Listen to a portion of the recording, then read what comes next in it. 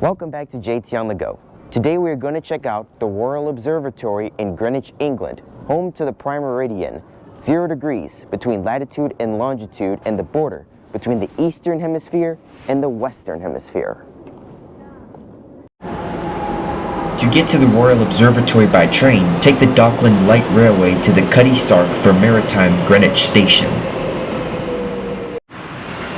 Once you exit the station, it is about a 14-minute walk to the Greenwich Park, where the Royal Observatory is located. You'll pass many shops and restaurants on the way to Greenwich Park.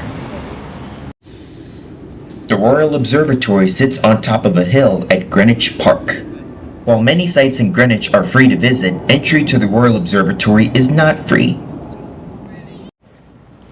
On the RMG website, the Royal Observatory ticket costs £24 for adults and £12 for children. The day pass costs £38 for adults and £19 for children. This pass also allows entry into the Cutty Sark ship, which is a 14-minute walk from the observatory.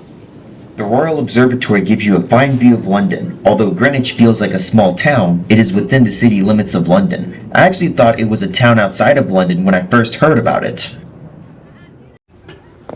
The Royal Observatory was founded by King Charles II in the late 1600s. Its purpose was to improve maritime navigation by charting the night sky.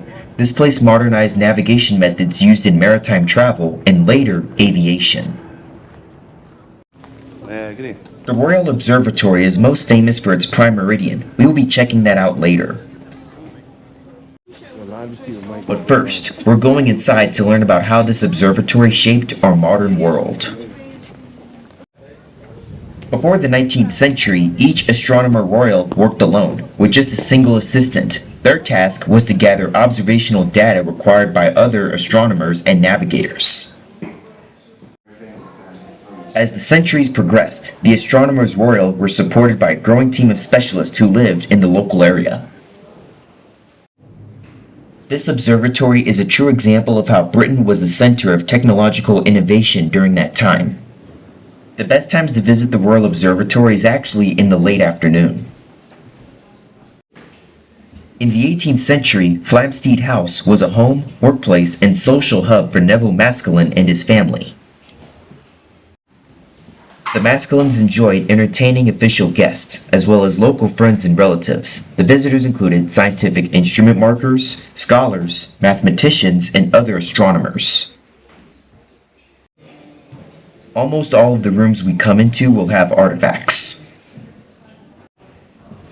As Astronomer Royal, George Biddle Airy was called upon to advise on many scientific projects, such as new railway lines, bridges, and lighthouses. He received much recognition for his expertise. Now we're heading into the Octagon Room. It is one of the few surviving interiors by Sir Christopher Wren, the architect of St. Paul's Cathedral. Dating to 1676, this is the oldest part of the Royal Observatory. It was originally known as the Great Room or Camera Stellata, Star Room in Latin. The Astronomer Royal John Flamsteed observed the Sun, planets, and comets from the space. The Royal Observatory has also contributed to the discovery of the transit of Venus, a rare astronomical event where Venus passes directly between the Earth and Sun, appearing as a dark disk moving across the Sun's face. What we see here is a timeline of the Octagon Room. Here is a replica of a telescope that was seen in the Octagon Room. At the time, astronomers struggled with color distortion when using telescopes. One solution was to increase the separation between the lenses. What we see here are some clocks that are on different time zones. This is the quadrant. The instrument is similar to the one originally situated in this room.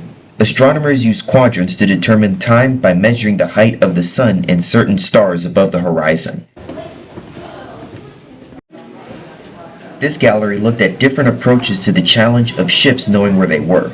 The developments of the lunar distance method and the portable clock helped keep accurate time on ships. What we see here is a model of the Earth, and on this model are all the time zones that the world runs off of. The world has a total of 24 different time zones. Each one differs from its adjacent ones by 1 hour and is spaced 15 degrees apart. This is why we have 24-hour time, which the military uses. The United States alone has 6 time zones. Longitude and latitude are concepts dating back to the 3rd century BCE. Look at these early clocks that were used for mariners to know their precise time on the globe. This clock was built by John Harrison to solve the problem of longitude. This was the reason why Britain had the most powerful navy in the world, and they were masters of the sea. In 1772, timekeepers were invented. They were crucial at sea because pendulums like those in these clocks never worked at sea. Much of the work from the Royal Observatory is still being used for maritime travel to this day. Each of these tablets allow you to explore what's on them. After the first successful flight of the Wright brothers, aviation began to gain popularity, and a lot of these methods of navigation were and are still being used to keep accurate time on aircraft. There are differences between a map and a chart. A map shows things like roads and cities and is used by drivers. Charts, on the other hand, use latitude and longitude to map out where to go, and they are used by ship crews and pilots. Pilots use aeronautical charts, and mariners use nautical charts. These doors show a section of a clock system. Many old clocks have features like this, but newer battery-powered clocks don't need to be wound like the old ones.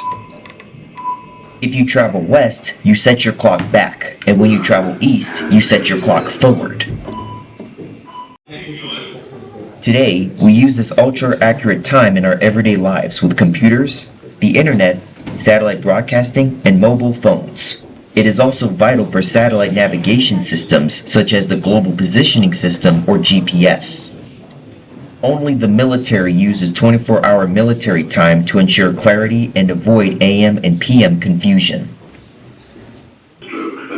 Here we have some older types of electronics, pre-smartphone era, which started around 1992. When crossing between time zones, all phones, including mine, switch time zones automatically. Good morning, everyone. What we see here is a TV that is tracking the spots on the globe that are in nighttime and which spots are in daytime. What we're seeing in this room is how the world transitioned to using more accurate technology using these early principles now incorporated into computers. Now we're back outside and heading to the Prime Meridian, which is 0 degrees longitude. What I said in the introductory clip was incorrect. 0 degrees latitude is actually the equator. 0 degrees of both latitude and longitude is located in the South Atlantic Ocean in the Gulf of Guinea, about 625 kilometers or 390 miles south of Ghana in West Africa. When visiting the Royal Observatory, you come out with an appreciation of how it and the people that worked here paved the way for how time, GPS, and coordinates are used today. This line is the Prime Meridian. When standing here, you are standing at 0 degrees longitude. This is also the line between the Eastern Hemisphere and the Western Hemisphere. My left foot is in the Western Hemisphere and my right foot is on the Eastern Hemisphere. In fact, I had to learn some of that stuff in the observatory like charts in order to pass the FAA Part 107 test to get my own drone license and become a drone pilot.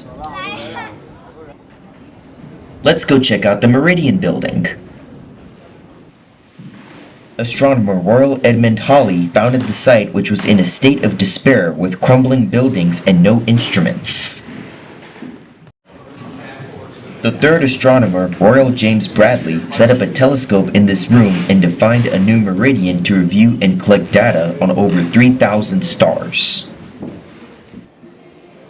Now we're in the Airy Transit Room. Many of these rooms have some very cool stuff. So when this telescope is going to look at the stars, they open that door and stick it out into the night sky. Now we're heading up to the Equatorial Telescope. All we see here are some more artifacts about time in society. This telescope marks the top of the Royal Observatory. From here, we can see the entire Royal Observatory.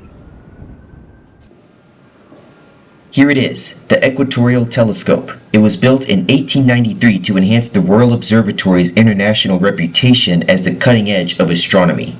For the next 50 years, it was mainly used to observe double stars, planets, and comets. Today, there are around 30 to 40 telescopes in space observing the universe. Here is a timeline of events on the Equatorial Telescope. It was damaged in 1944 by a German bomb during World War II. The Equatorial Telescope concludes our visit to the Royal Observatory. If you enjoyed this video, please like, comment, and subscribe, and we'll see you again. The Royal Observatory has a lasting impact on global navigation, timekeeping, and astronomy, and is worth visiting to learn how it came to be. Take care.